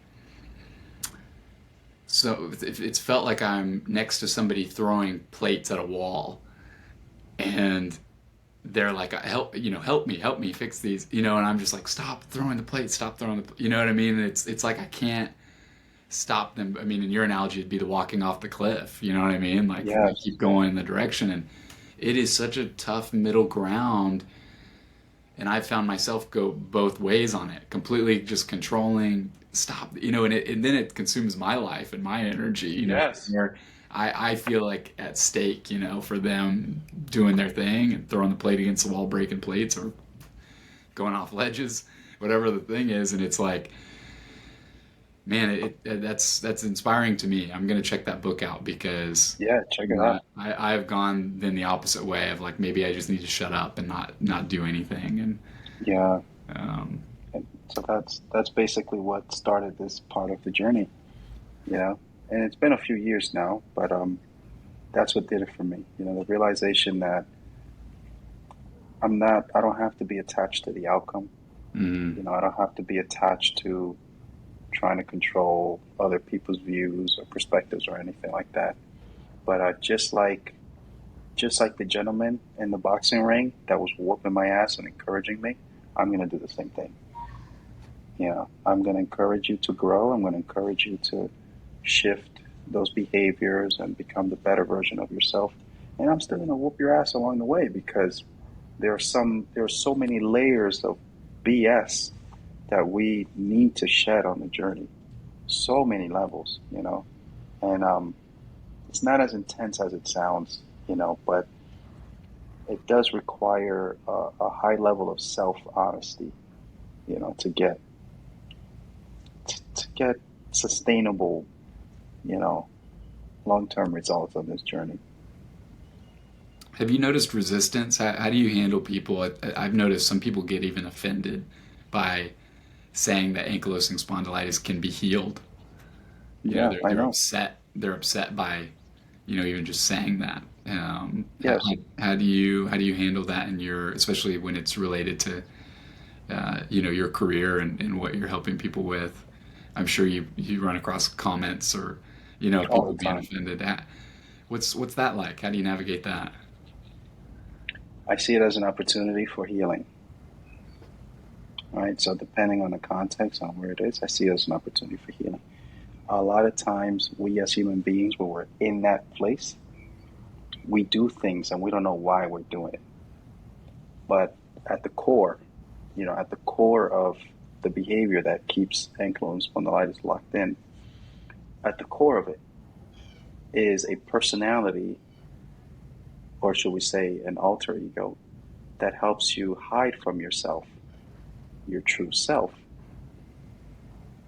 And the way we hide ourselves from our true selves is through, you know, how we interact with life. So, with that said, many years ago, I had a gentleman send me an email, and he said, "Dude, just on your website, and you're charging X amount of money for this? What's wrong with you?" And I said, "You would you like to do a free session? I'll share with you everything you need for free. Don't worry about it." And he ran away. Then I've had people say, "Fuck you, dude. I'm fucking sick and tired of these people saying that you can heal." Where do you feel this anger in your body? And he ran away. "What the fuck are you talking about? I took a vaccine and that's where my ankylosing spondylitis came from, the vaccine." I hear you. I hear you, and it sounds like a very challenging place to be. And she ran away. So every single person that has this behavior, whether they're blaming price, circumstances, their childhood, their upbringing, their doctor, their parents, that story is just there to help them hide themselves from themselves. But if you can see that and you can speak to their true self, they'll completely forget what they were angry about to begin with. And that's the part where they forget and just walk away. All right. So, from my perspective, when I see hecklers, they don't look like they're trying to hurt me. They look like a person that's trying to justify themselves to themselves. And I respond to the true self. I don't speak to the behavior, I speak to the person behind the behavior. I speak to the, whatever you want to call it, the being, the spirit, the light, the true self behind that ego. But very rarely, I never had, there was actually one person, actually two, there was two people that we started by heckling, and both of them went into remission. They became Right? clients. They started with a being Well, a we did it for free, so they never like oh wow wow um, because it doesn't take much. But the first one was eventually me and Kyle did some work, but Kyle, who was also on YouTube, he was making videos about apple cider vinegar, mm. and he was making videos about the low starch diet, and I commented in one of the videos, "Hey, dude, let me know how it goes." And he didn't share this with me initially. He didn't share it with me, but a few years later, after he went into remission, he said, dude, I gotta tell you something. Remember that time you commented on that video?" I say, "Yeah." He goes, "I was so ready for you to say something else. I was gonna blow up in your face, and I was gonna tell you this, and I was gonna tell you that. But for some reason, there was something that just didn't let me." And we ended up connecting and chatting, and he went into remission. He just got married 2 weeks ago. He invited me to the wedding, but I couldn't make it, unfortunately. Um, he just got married, and this all came as a result of that initial thing. The other guy was a gentleman. Uh, he was a skateboarder and everything, and he says, "So you're telling me that I can actually get rid of this?" I said, "Yes." He says, "Okay, I'm going to look into it. I'm going to study everything. And if it doesn't make sense, dude, I swear to God, if it doesn't make sense, go for it. I don't need to defend the truth. The truth defends itself. It's not my fault your doctor didn't tell you this. Go, do your research." And sure enough, he went into remission. Wow. On the apple cider vinegar, what I might have missed it there. What'd you comment? What was that first initial thing? I said to him, because he was on making videos about low starch, and then he started making videos about apple cider vinegar and how it was helping him. And I said, "Let me know how it goes. I'm curious. I'm curious to see how this works, you know." And I wasn't trying to be a jerk because Oh, okay. the He the he way was that I see interpreting it, it as like you being like, "Hey, good luck," kind of like, yeah, yeah. yeah, something like that. But for me, you know, if I believe that we can get better through the mind body connection, and someone else says no, I can get better through Reiki or Wim Hof method, I'm not going to sit here and try to invalidate it. I'm going to explore what about it works. Mhm. Like just 2 days ago, there was a person I was chatting with who's doing a different method, more of a bottom up approach, right? Feeling your emotions first and then going into your thoughts. I personally start with thoughts first and then go into the body, simply because thoughts is what most people in the chronic pain community can recognize. Most people, they can't recognize their emotions. So if you tell them this is due to repressed anger and rage, they're gonna look at you like, "What are you talking about? I'm not angry." But they can recognize their thoughts. They can recognize their thoughts that tell them, "Go check on the stove." So I tend to start with thoughts.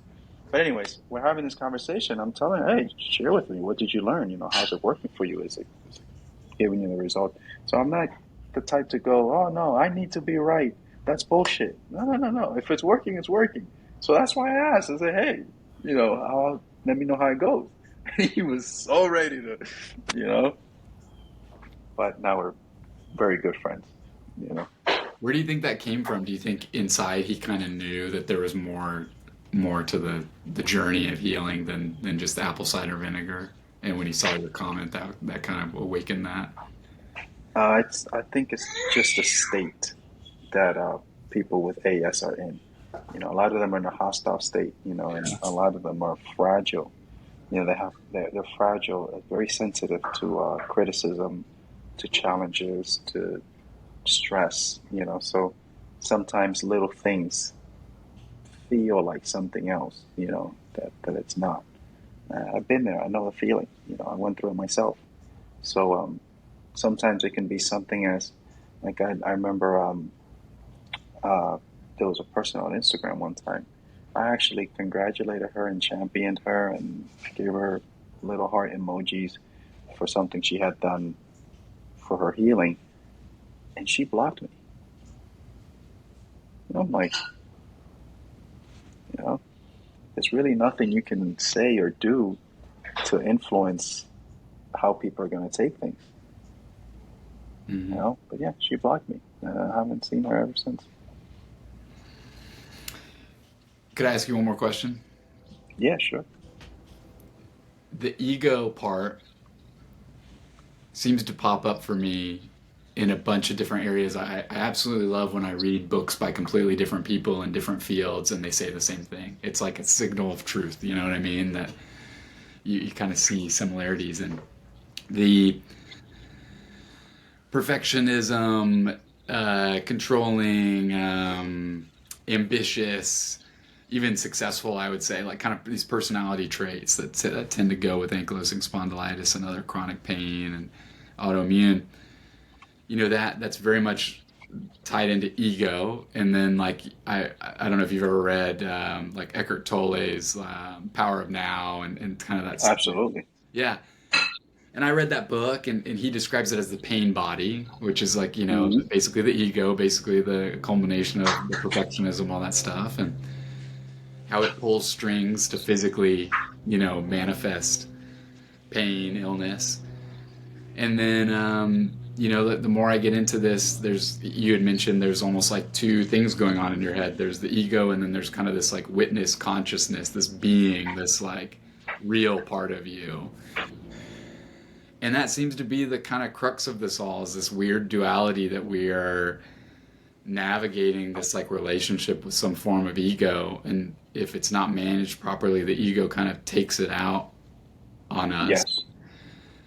And I'm starting, you know, I really got into meditation to try to just ease these thoughts, because once I became aware of them, it actually got harder, because I'm like, whoa, Hmm. this is intense all day long, and I'm just noticing, which I'm thankful, but in a way, it becomes more difficult before it gets better, I feel like. And I dove into meditation. I really dove into Dr. Joe Dispenza's work. There's ego stuff there as well. And one thing you had mentioned is in one of your videos, you know, trauma plays a big role in it, but you don't have to go back and solve it necessarily. You don't have to go back and like really like work this thing out and have whole interviews with your family members and get it Yeah. sorted to heal. And I think that's really interesting. And Dispenza does that as well. And the meditations have been really interesting for me to change my thinking and to slow that down and to witness. And he's had a lot of success, it seems like, with people healing as well. How does that work for you? Like, I'm trying to wrap my head around what's going on, and I get spiritual with it pretty Mm. quickly. But it's not traditional like religious. It's just, you know, if there's a difference between like spirituality and then like religion, you Yes. know. And I don't know. I'm grappling with that when you're dealing with clients, and you've mentioned, you know, even people that are heckling, it's not them making the comment, the nasty comment. It's the ego almost. It's the pain body. It's whatever you want to call that.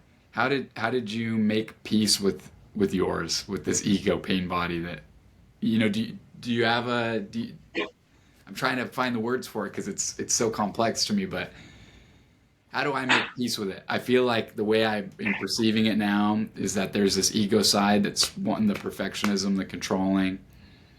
I'm resisting. I can't I can't be on a team with it. So we're just at war. And part of how it gets me is it pulls strings and physical pains and symptoms and nasty thoughts and being sensitive.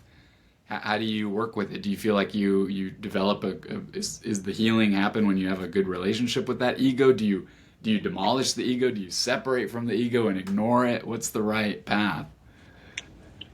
That's a very good question. And in my book, As I Lived It, it's right over there on the shelf. There's something that I mention passively several times, and it's the phrase, and the truth shall set you free." Right. So the reason why I put that in the book several times is because, oops, you okay, babe? What was that? So the reason why I put that in the book is because I was brought up Christian. Right? So I'm not, I don't call myself Christian because I don't believe Christians practice Christianity. But that's a whole nother topic. Uh, but I do hold in a very sacred space the teachings, you know, that I grew up with.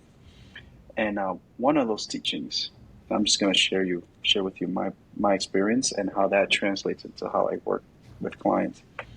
So one of my experiences through Christianity growing up was the following. At a very young age, because my father till this day is very depressed, and his way of coping with it is through Christianity, through religion. He doesn't know he's depressed, but he's clearly depressed. It's been going on his whole life, or at least for as long as I've known him. So at a very young age, studying and learning from my dad about Christianity, philosophy, and a bunch of cool things, spiritual things. At a very young age, I noticed that if you want to paint a wall blue, you need blue paint. Right? You're not going to paint the wall blue with a white bucket of paint. It's not going to happen. So I asked my dad, Dad, I'm curious about this. If God is good and everything he created is good, then where did evil come from? Because we blame it on Lucifer. We say the devil is the evil one. But where did he learn to be evil if evil never existed? He goes, oh, let's have this conversation. Start having this conversation. And then I noticed at a very young age, somewhere around the age of 14, I noticed that if you go to the bathroom and you turn on the light, you turn on the light. But you can't turn on the darkness. You go, oh, wow. So darkness is the absence of light. Yes, that's right. What is this void? Right? And this is where my existential crisis started at the age of 14 with my dad. I started to connect the dots, and then I realized, oh my God, Dad, have you ever noticed this? The problem with Lucifer, right? So the Bible says in the book of Genesis, God created this, and he saw that it was good. God created that, he saw that it was good. He created this, he saw that it was good. And he created us in his image and likeness. Everything God creates is an extension of him, an expression of him in his image and likeness. So everything is like God. We are like God. It says it right there in the book. Psalms 82, verse 6. We are like God, created in his image and likeness. We are gods, as it says in the book of Psalms. So then what was the problem with Lucifer? The problem with Lucifer was that he wanted to be like God. He wanted to be like God. So if God creates everything in his image and likeness, and one of his creations wanted to be like him, that's denial of your true essence. It's like you saying, I want to be Nathan.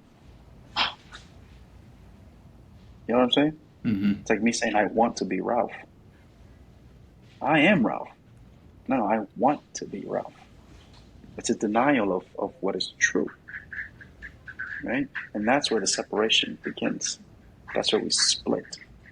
And then we get to the Garden of Eden, and we see that the original sin, etc. So what happened when we sinned? Well, now we know the difference. We know the difference between good and evil. Right? So we became like God. We know the difference between good and evil. So the problem with the original sin is not so much the disobeying, it's more so knowing the difference between what is good and what is evil. That's what came of it. Right? Then we fast forward some more.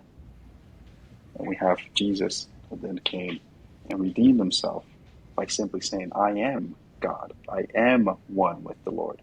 I am the Father. I am the light, the truth, the way. I am. And in the book of Exodus, we see Moses speaking to God. If Pharaoh asked me, what should I say? What should I say? If he asked me who sent me, what should I say? And God said, I am that I am. Tell Pharaoh, I am has sent me to you. So we see God's name is I am. So Jesus walking around with this I am one, with the Father. And then we see Lucifer denying that I amness by wanting to be it. Yeah, there's the you see the discrepancy, right? It's like one wants to be what he was already created to be, and the other one accepts that he is what he is. So one is light, the other one is a void, just like the light in the bathroom. I go, oh my God, that's amazing. This is cool, really cool stuff, right? So then how does that translate to healing? Jesus said, I am the truth. No one can reach the Father without going through me. I go, oh, wow, okay, that's interesting. Here we go. The truth has spoken. The I am has spoken. The light has spoken. Right? I am. Right? And the truth shall set you free. So let me get this straight.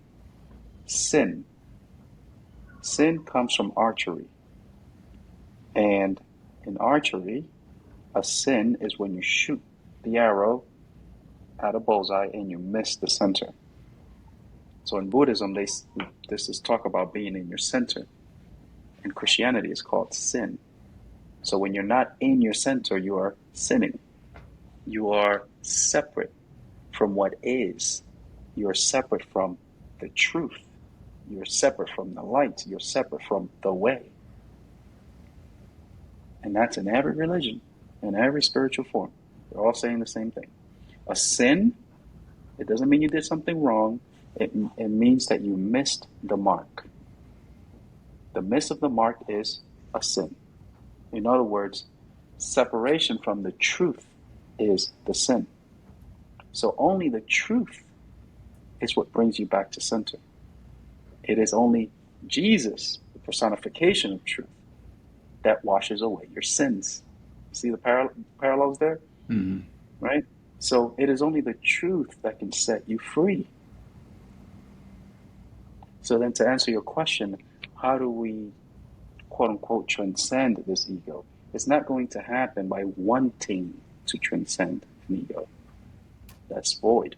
That's the void. That's the darkness. The only way to truly, quote unquote, transcend it is to love it to death. Is to be truthful with it. So if your ego says, I fucking hate my life, that's my truth, at least at the moment. I wake up in pain, that's my truth, at least at the moment.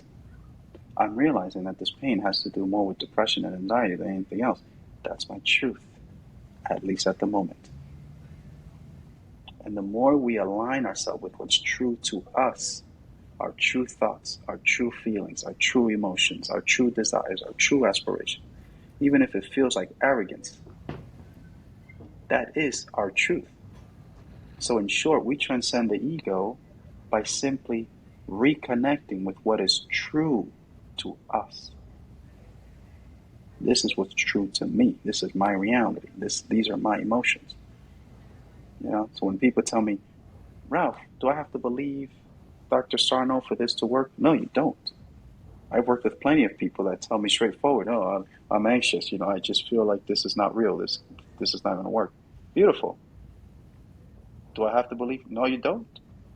Just the fact that you're able to verbalize what is true to you means you're on the right path. Don't try to convince yourself that you believe in Sarno. Don't try to convince yourself that you're going to heal. Because what you're doing is you're creating darkness within yourself. You're sinning. Right? So that's my answer to that. We transcend that part of us by loving it, going into it, deeper into it. And then you start to notice little things like one moment something is so true and so real and so valuable to you. Then the next moment, when your mood changes, your beliefs change, all of a sudden, it's not so valuable, it's not so meaningful. So then you learn to live your life experiencing the present moment without being attached to the meaning, without being attached to what it should be, without being attached to what it needs to be. Just simply being what is true right now. So if right now you're pissed off, you know, that's what's true to you. I can't tell you how many times it was true to me that I was going to get a divorce, break up with my wife because like she's fucking driving me nuts, you know. And initially, it was scary. It was terrifying. Like, oh my God, this is true. This is really going to happen. And then that energy moved. That thought passed. It moved. And then I came back to at least a different perspective of what reality is. I realized, man, I love this woman so much. I love her. And that's what's true to me right now. I guess that's amazing, but I guess the fear of that is when you accept it, you're in that spot and you're just like, okay, you let yourself believe in what you're believing in at the moment. Okay, life sucks. Let you Like just look at it. it, the fear that pops up in my head is if I sit with that and accept it, then I'll just be in it forever. How does And how does there's the change? OCD. Yeah. How, There's the OCD. well, it's interesting. Can you tell me more about why OCD with that? I don't connect the OCD with that. Because that's the fear of emotions, thoughts. Mm. That's the anxiety around that. So you're afraid of that feeling because you think that it's going to linger. I hear that all the time. Rob, if I let myself feel my depression, I feel like I'm never going to come out of it. Oh yeah, you want to test out the theory, and we go into it, you know, and I'm not afraid to go in there, So yeah, let's go, let's check it out. Oh, existential crisis. I can't tell you how many conversations I've had where my head felt like it was in the sky because of the things that we explored about the Nubians and the Anunnakis and what the reptilians and what this actually means. Like things that are, I wouldn't say far fetched, but things that are completely out of what's happening right now, or where we are right now. Right? So the thought, if I allow myself to feel this, I'm never going to come out of it. That is exactly what needs to be challenged. So for me, what I like to share with my clients when they're experiencing something like that, like the how to, if you feel like you're angry and your mind is telling you that this is a feeling that you'll never come out of, my suggestion would be good. Let's go into the feeling pretending. Go ahead and act as if you're going to be angry for the rest of your life. Act as if you're going to be angry for the rest of your life. And we also do it with the pain. So a lot of times when I'm working with someone who has a lot of, this energy, this nervous energy around getting rid of your pain, we go, go. Find a picture of you, a portrait. Go, get it, get a portrait. Oh, okay. You get the portrait. Beautiful. Buy some flowers. Okay. Let's create one of those things they set up for people that die. That's you. You're dead. And you never got rid of that back pain. So kick them to the future. You never got rid of the back pain. How did you live your life? What do you mean? How did you live your life? Did you spend your whole life trying to get rid of it? Or did you actually get to live? What? Right. Did you actually get to live? Or did you just obsess about getting rid of that back pain your whole life? And it really fucks them up because it puts them in a place where they're like, holy shit, right? So now we're trying to create an internal way of living as if this pain is never going to go away. Well, what do you mean? Act as if it's never going to go away. That'll start to resolve the fear. Yes, what is true to you is that you want to get rid of it. And you want to prove your doctor wrong. We honor that all the way. And what's also true is that it may not happen for you. And the anxiety kicks in, the panic kicks in. Good. Where do you feel this in your body?